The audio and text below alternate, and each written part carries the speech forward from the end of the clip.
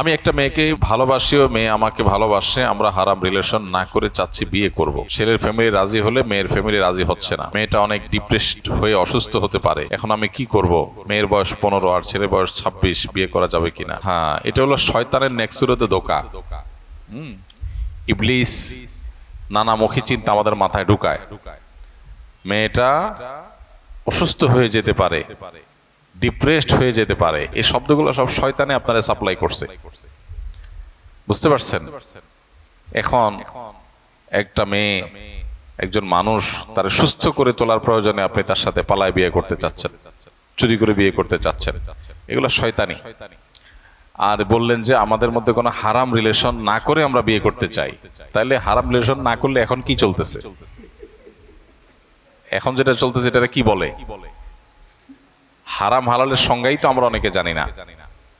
অনেকে মনে করে শারীরিক সম্পর্ক করলে সেটা শুধু হারাম হয়, আর তার আগ পর্যন্ত ইটিস পিটিস করলে এগুলো মনে হয় হারাম না। এই যে তার সাথে আপনি যোগাযোগ রক্ষা করছেন, হ্যাঁ, বিভিন্ন রকমের ভাবালুতায় ডুবছেন, বিভিন্ন রকমের আপনার ফাও আলাপ সালাপ করছেন, এগুলো সবই হারামের অন্তর্ভুক্ত। এই হারাম থেকে বাঁচার জন্য দুইজন দুই দিকে, একজন উত্তর মেরুতে আরেকজন দক্ষিণ মেরুতে, দুইজন দুই দিক ফিরে দিবেন দৌড়। দৌড়াইতে দৌড়াইতে দৌড়াইতে যেখানে যা উষ্টা খায় পড়বেন ওখানে যায় থামবেন। এভাবে দুইজন দুদিকে দৌড়াইতে থাকবেন। মানুষ যখন সুখে থাকে তখন তারা বুতে কিলায়, সুখে যখন থাকে তখন বুতে কিলায়। মাইদ্যর খান নাই তো, এই জন্য এখন প্রেম উতরাইতেছে। দৌড়ে হাত পা ভেঙে দিতে পারলে দেখুন যে প্রেম টেম সব পাল্লায় চলে গেছে।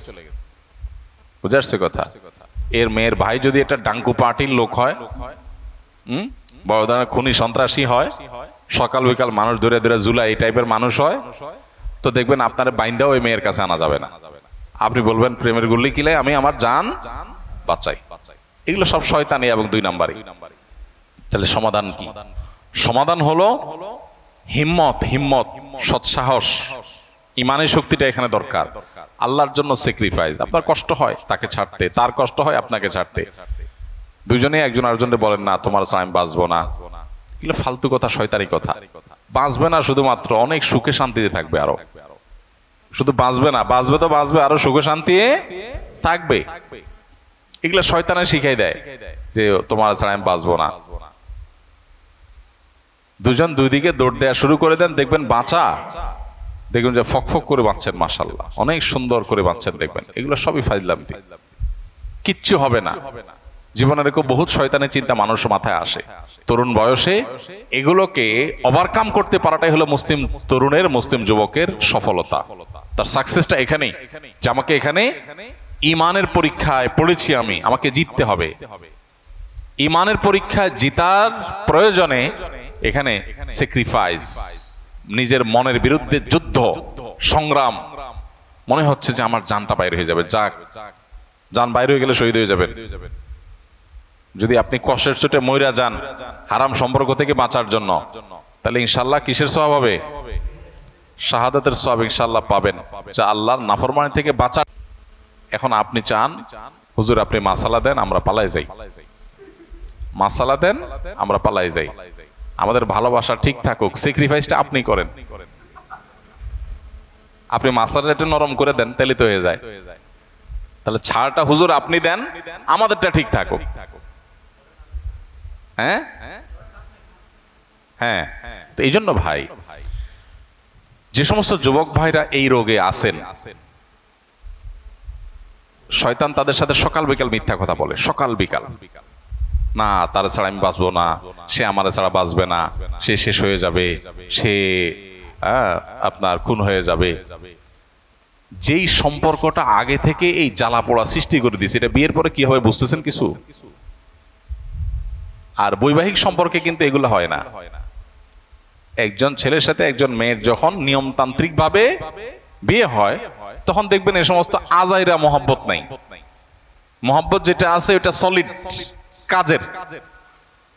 পৃথিবীতে যত, আমাদের দেশে আপনি দেখেন, গোটা পৃথিবীতে দেখার দরকার নাই, আশেপাশে যারা স্বামী স্ত্রী হয়ে নিয়মতান্ত্রিক ভাবে শরিয়া মেনে, আল্লাহর নির্দেশ মেনে যথাযথ নিয়মে বিবাহ শাদী করেছেন, তারাও কিন্তু ভালোবাসা আদান প্রদান করে না? স্বামী স্ত্রী ভালোবাসা আদান প্রদান করে না? কিন্তু তাদের ভালোবাসা ওই আজাইরা উপচে পড়া ভালোবাসা দেখবেন না। অতিভক্তি চোরের লক্ষণ, এটা যেন মাথায় থাকে।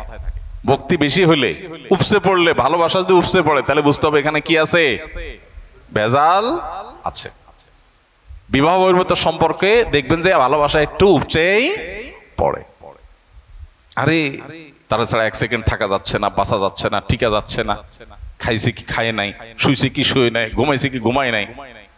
স্বামী স্ত্রীও ভালোবাসে, কিন্তু এত উপচে পড়ে না। 2 নম্বর জিনিসটা একটু চকচক বেশি করে, নকল জিনিসটা চকচক একটু বেশি করে, কিন্তু ব্যাককল যে তারে বোঝান যায় না। আল্লাহ আমাদের যুবকদের বুদ্ধি শুদ্ধি দান করুক। হারাম সম্পর্ক ছাড়ার জন্য তো মাথায় গিলু থাকা দরকার, গিলু, মগজ। মগজ যদি কম থাকে তো দেখবেন যে যেখানে সেখানে আসার খায় পড়ে গেছেন, ওখানে কাইতে হয়ে গেছেন, শীতে হয়ে গেছেন, ওখানে বসে গেছেন, ওখানে বিয়ে শাদী করে এরপর বলতেছেন ও স্যাড। তখন আর লাভ হবে না, বুঝতে পারছেন? এই জন্য পালাবেন। প্রথম সংগ্রাম করতে একটু কষ্ট হয়। মোবাইলটা দরকার হলে বিক্রি করে দেন, একটা বাটন ফোনে চলে আসেন, তার নাম্বার একদম ফালাই দেন, যোগাযোগ ছেড়ে দেন, আরেক জায়গায় চলে যান, দেখা সাক্ষাৎ যেন না হয়। দেখবেন যে সব ভুলে গেছে। দুইজনের বাপ মা ধরে 2 জায়গা বিয়ে শাদী দিয়ে দিলে, যাদেরকে ছাড়া এখন বলতেছেন বাঁচবেন না, দেখবেন যে কত সুন্দর বাঁচতেছেন, কোনো অসুবিধা হচ্ছে না। এগুলা সবই শয়তানের কুমন্ত্রণা। বুদ্ধিমান যুবকরা এগুলোকে জয় করতে পারে, আর কুবুদ্ধিয়া যাদের মাথায় শয়তান দেয়, ওরা প্রেমরে জয় করতে আসে। বলে যে সব চলে যায়, যাক, মা বাপ নারাজ, আল্লাহ নারাজ, হারামে ঢুকলাম, সমাজ থেকে আমি বিচ্ছিন্ন হয়ে গেলাম, চাকরি চলে গেল, পড়ালেখা শেষ হয়ে গেল, সব ডুবে গেল, প্রেমকে জিতাইতে হবে, প্রেমের জয় হোক। এগুলো সব হলো শয়তানের কুমন্ত্রণা। একটা সময় সবাই বুঝে, কিন্তু তখন আর পিছনে আসার সুযোগ থাকে না।